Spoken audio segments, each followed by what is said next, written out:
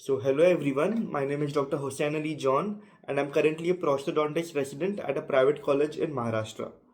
So, I wanted to make this video, which is going to be based on my opinions, and it's going to be very subjective about how to prepare and how to go about your NEET-MDS examination. So, before I begin, I would like to disclose a few things. The rank in my first attempt, which was during my internship, was around 4,900. Then after my gap year, my rank was 504 in NEET MDS, and in one of the INI-CETEES it was 285. And during my gap year, I was in Davangere.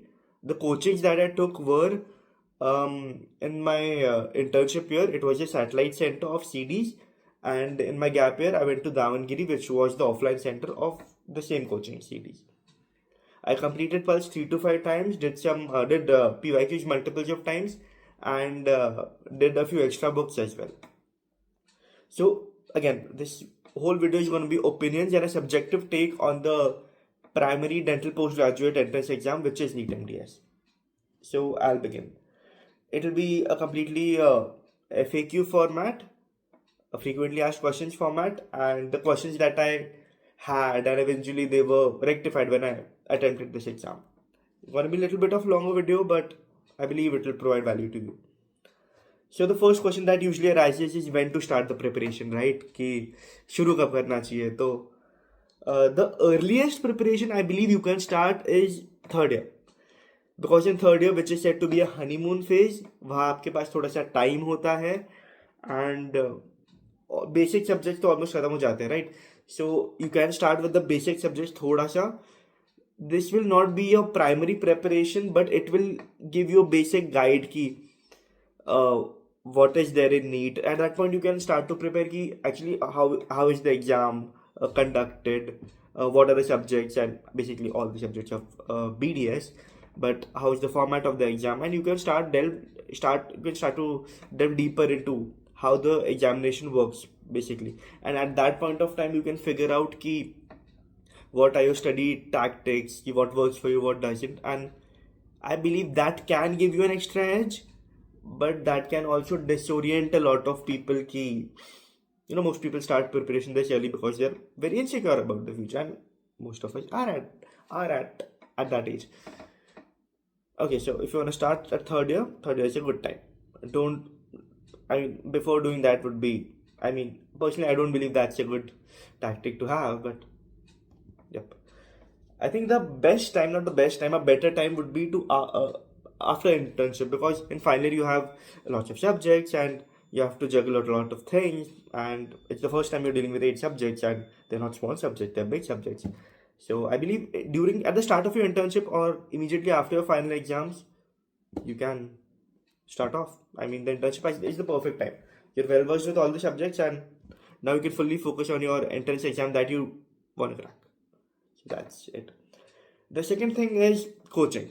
Now, if I were to name a few coachings, that would be CEDEES, Meriters, Dental Pulse Academy, DBMCI, BDSNext, and a lot more. You know that. So should you apply for a coaching or not?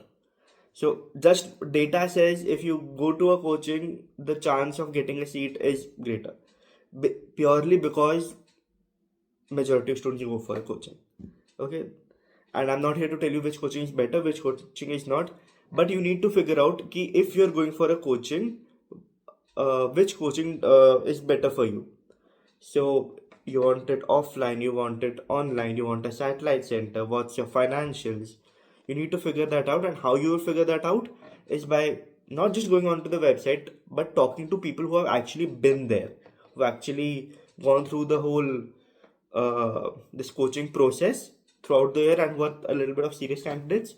And then you can figure it out कि okay, this works for me, this doesn't, इसका app अच्छा है, इसका ये better है, इसका streamline process होता है, इसका half हजार चलता है, this coaching has a lot of lectures which will not allow me to focus on a lot of MCQs, this coaching gives up on you midway. So you need to talk to people, and don't talk to just one person from a particular coaching, because उसका opinion भी काफ़ी subjective रहेगा. If there is a serious candidate, he or she would probably give you a better viewpoint of how that coaching works. then you can make an informed decision. So, is coaching necessary? The ideal answer would be no. But then again, if you are not going for a coaching and you have made that decision, you will need mentorship because the competition is so fierce. Of course, every exam you need mentorship, but particularly for this entrance exam, you do need a good mentor.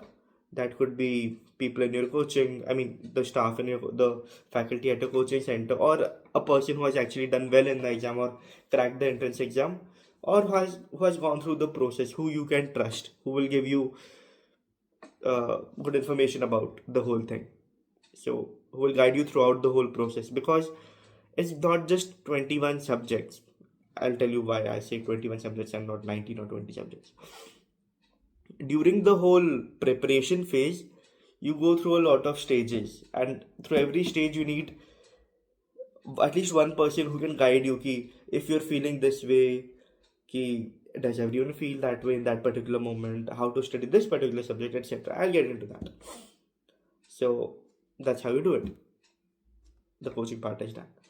So the third thing is, what books and study material should you take? So the main books are the MCQ books, right? Because the exam is MCQ based. It's not a theory exam. You don't need to study multiples of books. Okay, so this is an MCQ based exam. You need an MCQ book. The popular MCQ books are Dental Pulse and DenTest. Most people use Dental Pulse. Few use DenTest. But in my opinion, I'll tell you a better way to how to handle all this. Some subjects you can do from Pulse, which was said in my coaching, and some subjects from DenTest. I'll get into that a bit later. Next is PYQs. PYQs is basically previous year questions. Now, in NEET, very few questions come from previous year questions, but even if 2 questions are coming, you need to be well versed with the previous year questions. That's why PYQs are important. Because those questions you will not need to apply your concept. You know it is a previous year question and you'll just mark that question. So the PYQ books are Dental Triplet, Neeraj Vadhavan, and I'm aware that Pulse also has the questions at the back of it. But solving a full paper is different from solving individual subjects, the previous year questions in chunks. So solving a proper paper of, let's say, 2023 NEET would give you a different environment, a different feeling than solving just physiology ki questions from Pulse ka behind. So you need previous year questions for book. Now supplementary books. Let me preface this by saying ki even if you don't do this, you'll probably be okay. Just remember ki Gobind Rai Garg for Pharmac is an incredible book. Even if you're doing from Pulse, it's okay. Do it from one book. Do it from either Pulse or Gobind Rai Garg. Pharmac I'm talking about, just Pharmac. The other subjects I get into. Okay? The other books that we were told to study and which I did study was Jitendra Sharan from Ortho. Not all subjects, not all topics, just a few topics. Currently, I'm not able to recall which topics, so please. Now, next is Arvind Arora for microbiology. I didn't do it fine, frankly. Soman Manna for physio. I did 2 chapters from it, and Vivek Jain for PhD, which I did a few topics which were told. Now, another material comes is apps. Now, a lot of apps exist that give you, not the coaching wale apps, they're different apps. They give you MCQ in different formats in a gamification wala system. But I don't believe that can work in the current scenario that it is. If it works for you, great. You're free to do what you want. But I do believe you have less time and you need quality material to prepare. That is not quality controlled material, so I wouldn't advise doing that. But if you want to do it, great. Now, the fourth thing is how many hours to study. Now, I believe it's a very naive question. It's a very subjective question. The bottom line is, as much as you could do, you should do without doing anything that is severely affecting your health, mental health and physical health, whatever. So I'll just tell you what was my time duration of studying during my internship and my gap year.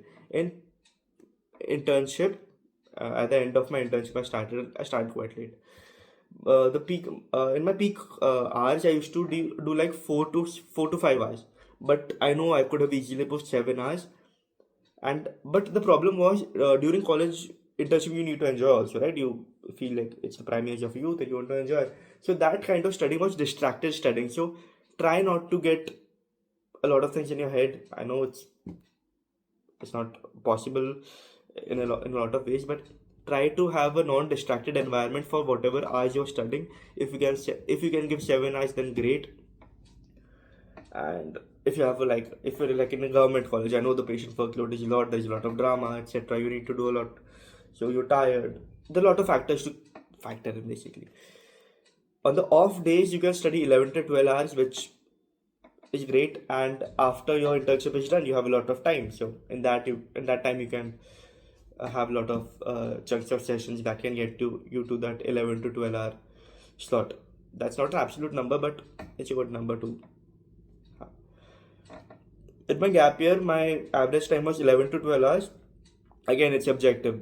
Quality matters more than quantity.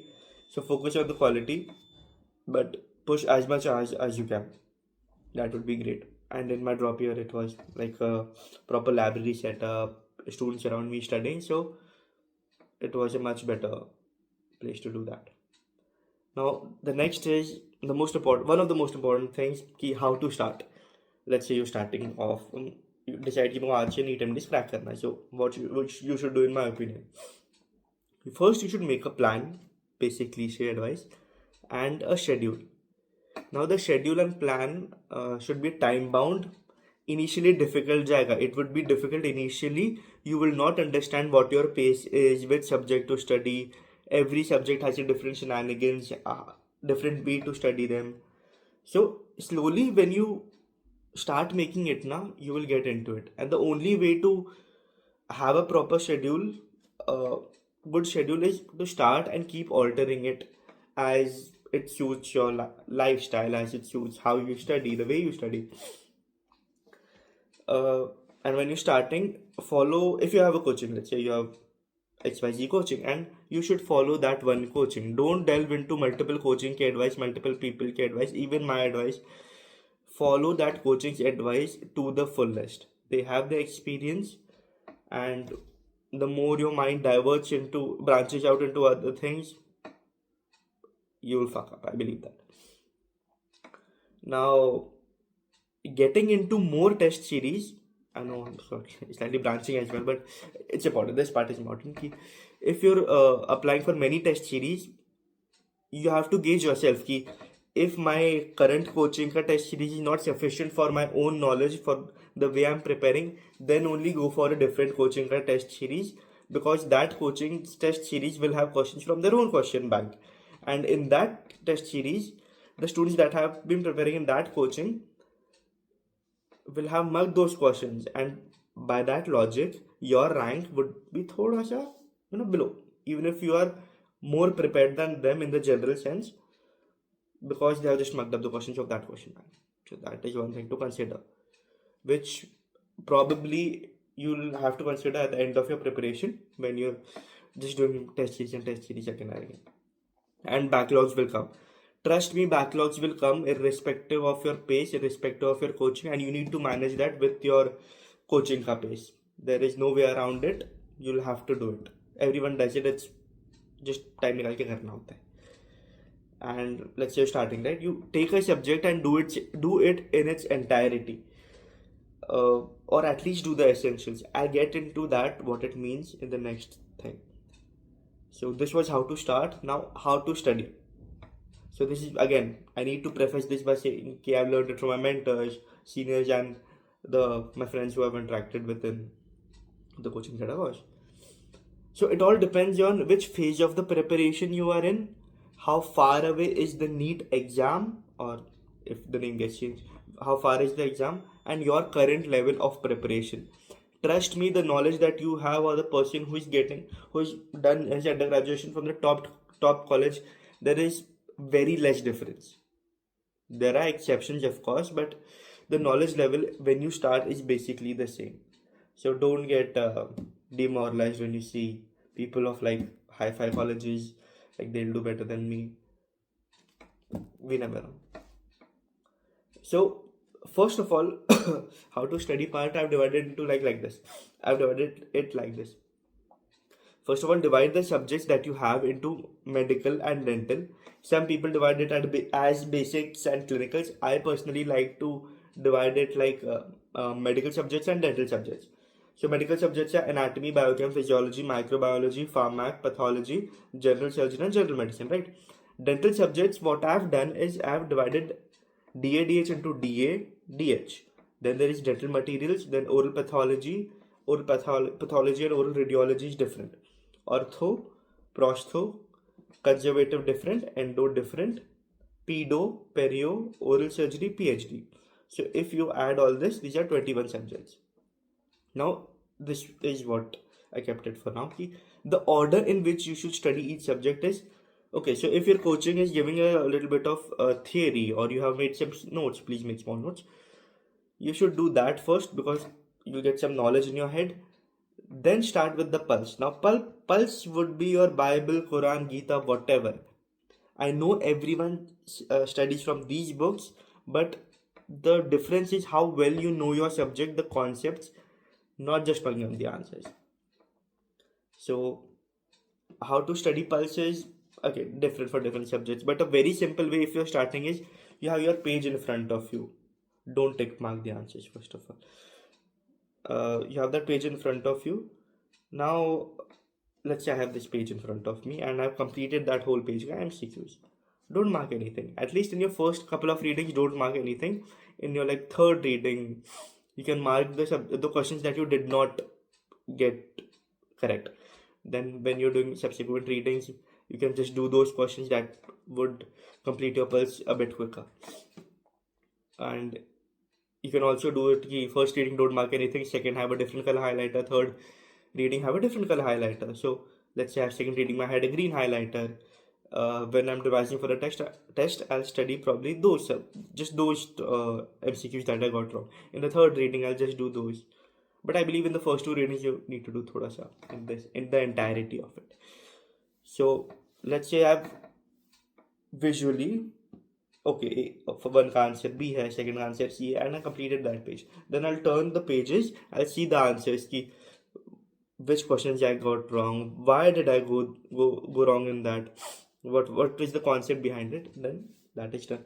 Then when you're done completely, then move on to the synopsis part, and please do synopsis. This was one of the mistakes that I did. I left synopsis for the end of my preparation, which added thoda sa time crunch for me. It took some time for me to complete those synopsis. That is that. So yeah, that's how you do pulse. I mean, you can have your own variations. That is how I did pulse. So yep. So theory lectures you've done, little bit of notes, pulse. Then tests are going to be very important, and later in this video I've explained how to actually what is the proper way of giving a test. Then there is the previous year questions, which you can do from any of the books that I've recommended. Then supplementary material, which can be the app of your coaching or some papers that they give you. So that's that.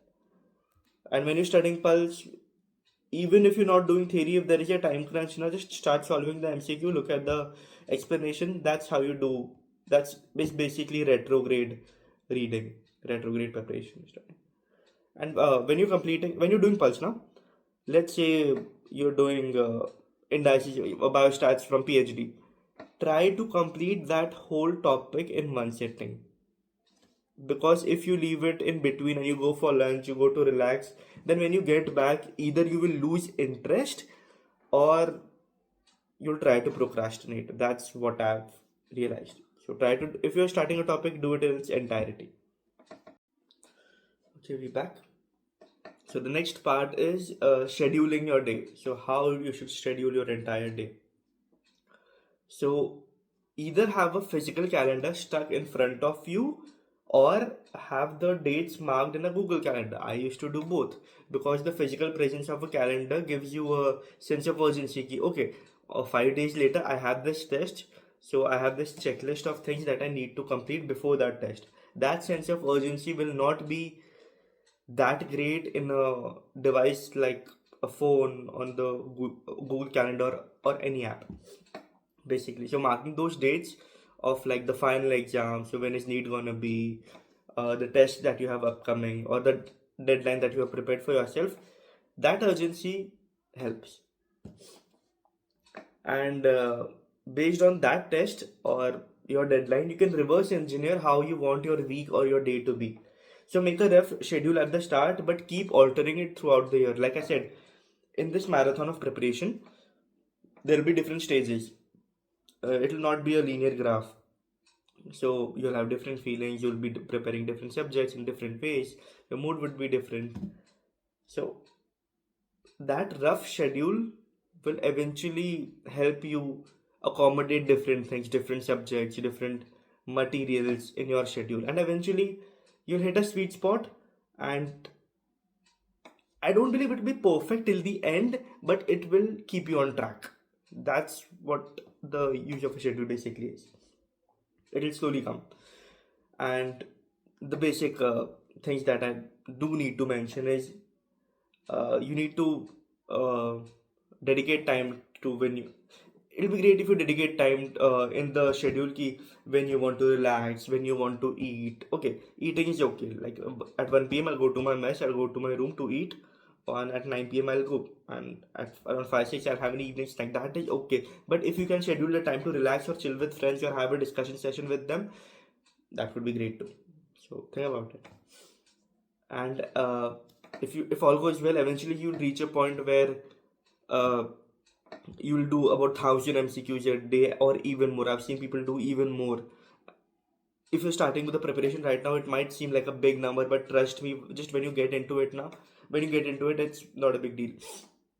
I'll tell you how. Because let's say you're starting off your day, starting off with a test or like a previous year paper. You have already done 240 questions in a span of like 2.5 hours, 2 hours, depending on your speed, and then maybe take another half hour, 1 hour to review the questions. So then you have 750 questions and you have the rest of the day to get that. Now, what will give you the extra edge in this preparation is what I believe is key. Okay, so there will be a lot of mood swings in this preparation. It's not easy because there will be pressure and you will be hypersensitive.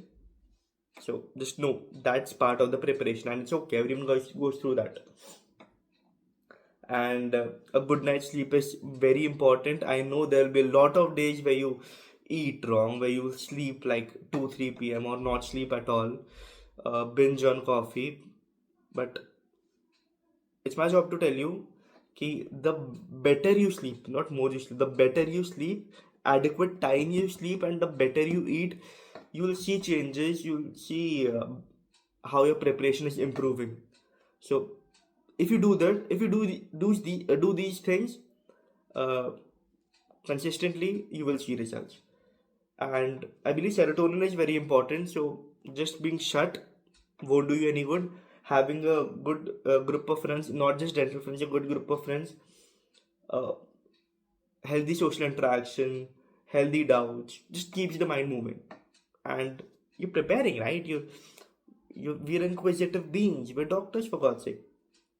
We'll have doubts, so it gives a sense of dopamine as well, solving those doubts, I believe. And basically, it just keeps you moving. Social interaction is necessary during this preparation. So a lot of problems that the people that ask me about the NEET preparation faces, they don't have any accountability buddy who can keep them grounded, who can ask them questions. So it's okay if you don't have that, but I believe you can get that through some groups, your college. But the most important part about it is that your wavelength should match with that person. It should not be that you are the smart one and he is not at the same level of your preparation. Then that mismatch can pull one person down. So think about it. And even if you don't have anybody, have a partner or a friend who, even though is not from a dental background, who you can share with all these things. A person to vent at night of sorts. That is one thing that can keep you moving. Now, regardless of your stage, one thing is constant. Again, depends on what is your sleep schedule, but the morning time will be the most active. And what I used to do is, I used to do the volatile stuff right in the morning. Let's say I got to the library at 7 a.m. or if I could sleep properly at 9 a.m. at the most. So I used to do four classifications of pharmac and four chapters of uh, four chunk topics of anatomy.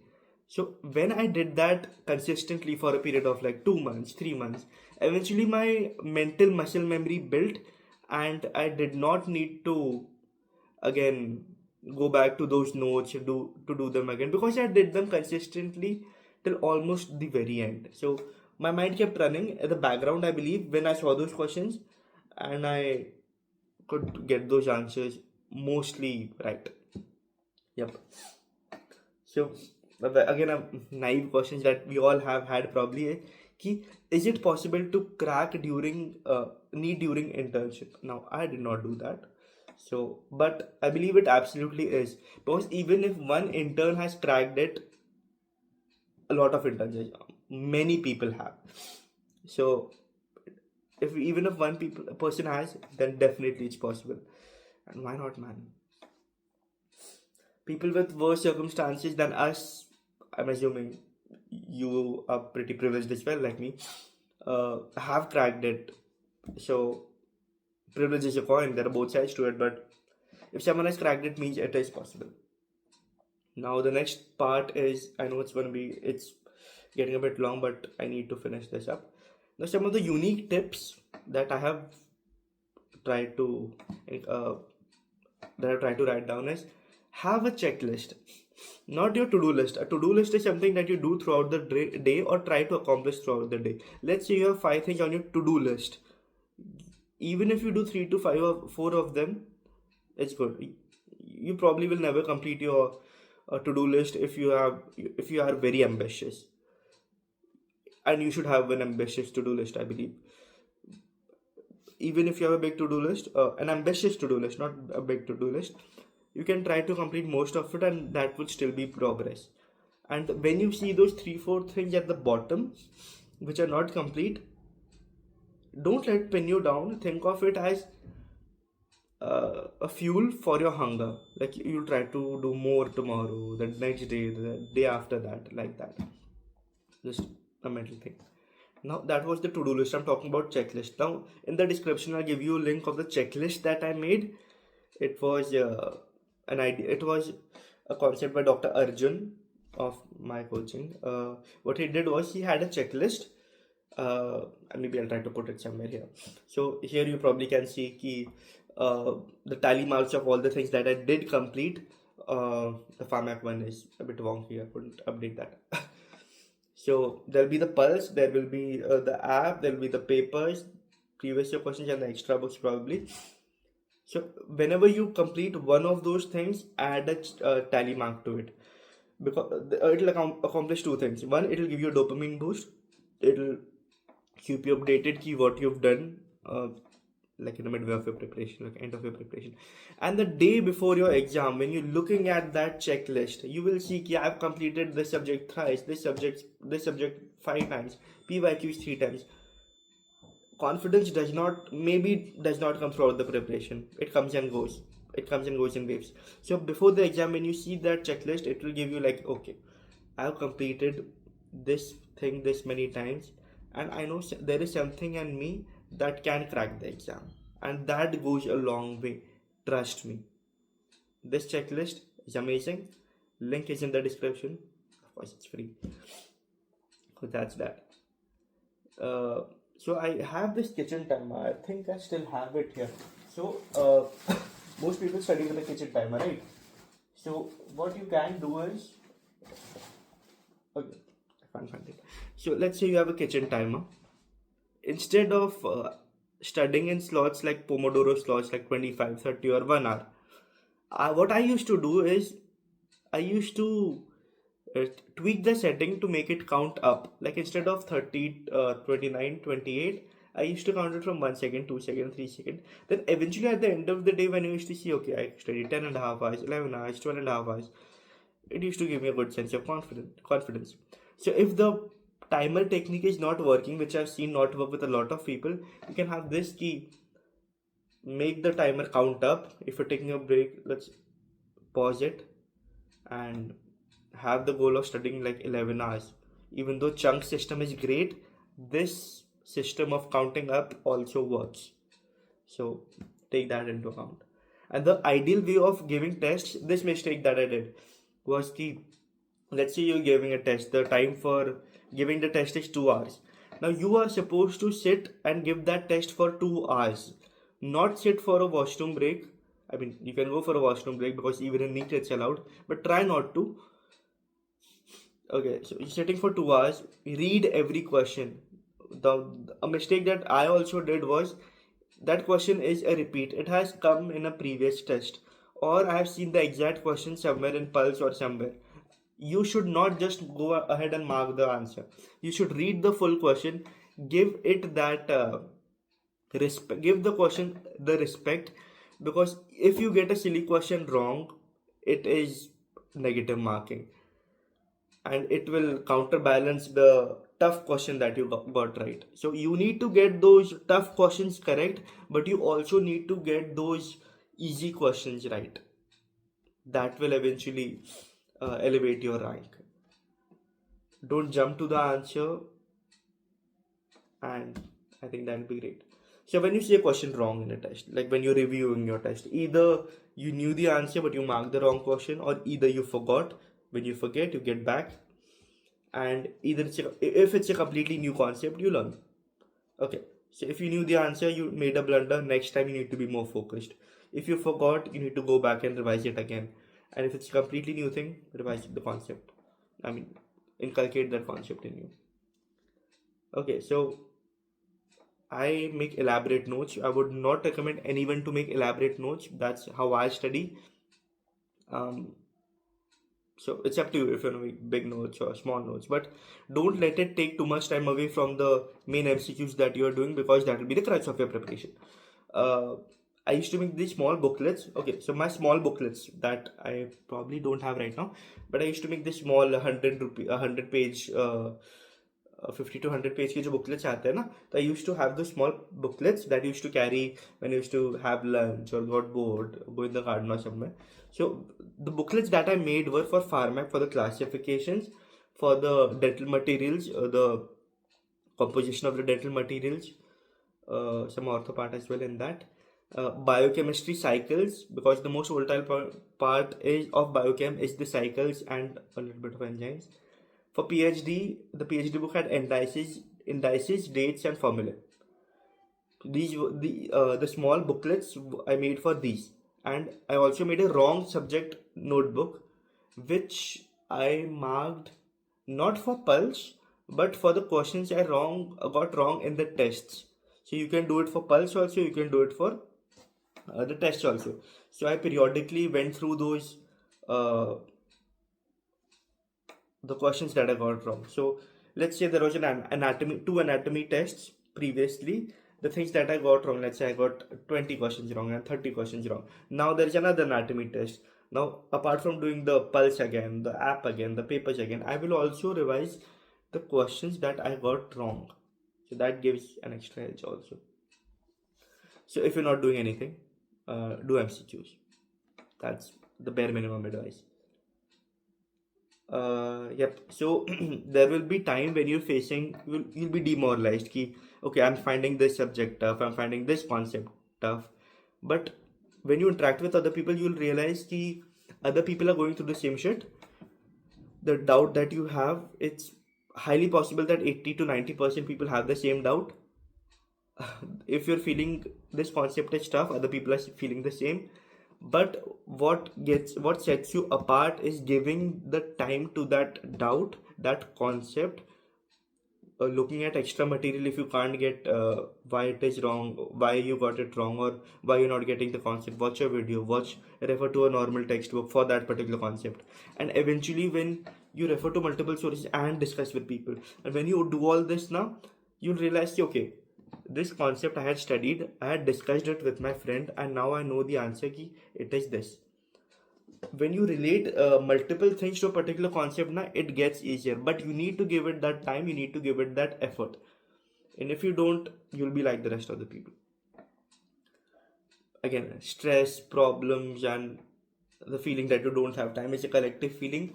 Literally every person feels that way. If you're feeling stressed, if you're feeling कि मुझसे नहीं हो रहा है, you are not special. सबसे होता है. Everyone feels the same. I did. Literally every person who studies diligently faces that. So that's a positive thing too. But discussing it with someone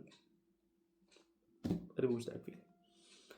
Again, so test ranking. So you will get these ranks and tests. Sometimes you will be in the top 500, sometimes you will be way back, sometimes even way back, especially if you're starting.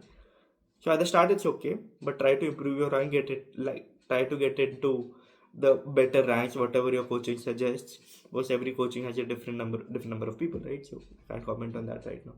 So I usually say this, test rankings are a risk predictor, not a risk factor. So I have seen people who scored incredibly well in the test, but they couldn't score well in the final exam. And the vice versa is also true. So again, scoring well is good. It's a good which means you have a good probability of scoring in the final exam. But that is not necessarily true. So take it with a grain of salt. If you're scoring well, don't let it get to your head. If you're scoring bad, try to do better next time. That's the gist. Now, the basic video is over. Now, the extra things that I wanted to cover, I know this is a hella long video, but I wanted to make it. Now, let's say you have some free time. You need to figure out what is going on with the counseling, right? Let's say you're from Maharashtra. You need to figure out if other states are open or closed, if our state is open or closed. Maharashtra is a closed state, which means other students can't participate in it. And one of the most touchy things in our country is reservation. So, let's say you belong to a good category. By good category, I mean a category that gets a seat relatively easier to the general category, which is you know what the categories are, right? So there is no point in discussing about reservation. It'll only you'll only feel more victimized if you do not have a good category for getting a seat. So discussing those things is okay, it's fair, but it'll not help you get a good seat. It'll not help you get a good rank. So we need to accept what's the reality of our situation and not compare with others. And okay, so let's say I have this category or no category at all, like general category. So what rank do I need? What my state, what rank do I need? In all India, what rank do I need? So you need to figure that out. And I've struggled this with a lot. Not getting into any personal things, but I also felt victimized. Why does one person get seats and I don't? So there's no point in wasting time in it, because we can't. Again, as a single person, we can't change anything, and it will not help us get a better rank. So it is what it is. We can figure out what is going on in our state and plan accordingly. But you need to do your research for it. So if you're from Maharashtra, you can ping me. I'll give you what rank do you need for a clinical seat, a non-clinical seat, and irrespective of which state you're from, you need to figure out what rank do you need, how many GDCs there are, government college of course, and what is the competition in your state. Because if there is high competition like in Maharashtra, even getting a private seat can be a hassle. Yep. So there is now, I'm coming to a personal note key. The definition of cracking an exam is different for all. For someone, cracking this NEET-MDS could mean just getting a government seat. Now government seats, we have a lot of branches. We have non-clinical, we have clinical. Now personally, I was getting a non-clinical government seat. I was even getting a perio seat or a pedo seat. Or in the mop-up round, which is risky round, I was getting a prostate seat. But that is based on luck. Irrespective of that, in my definition, I did not crack NEET because I could not get the branch that I wanted in a government college, but I got it in a private college, which was a merit seat with less fees. So the definition of cracking NEET can mean differently to different people. You need to figure out what it means for you. So accordingly you can search how the situation is in your state and plan it. Always have a backup plan key. Okay, everyone is can't get all India rank one. If you get this rank, if you get this rank, what college can you get according to previous counseling? Don't waste a lot of time on it, but keep it at the back of your mind. Keep it in the back of your mind. Again, email me if you need anything. And I think this video is over. Just before I go, I've written something that I wanted to uh, tell. So the competition is fierce, and you're facing like 30k graduates, and it's hard. But even if one person with more adverse conditions has done it, means you can too. And no matter what happens, don't mess up with don't mess with your health. We are doctors, and it's sad that we ignore our own health, being the healers that we are. Anyway, I hope this was helpful. Please share it with someone who might need to hear any of it and can provide value to them, or it has provided value to you. Please let me know. And ho jayega yaar, ho jayega. And it's a cliche, but you're doing it for you. The sacrifices, the mehnat, the time you're giving it, you're putting in the best years of your youth for this exam. While you see people of friends of other professions enjoy, get married, have kids, and you know, face and enjoy the things in life. Anyway, it may seem gloomy now, but in the end, above all else, I believe it gives you hope, and eventually the result gives you the life that you envision for yourself. Again, this has been a long video. I'm sorry. If anything, hit me up. My email is downstairs. The checklist file is downstairs. And thank you.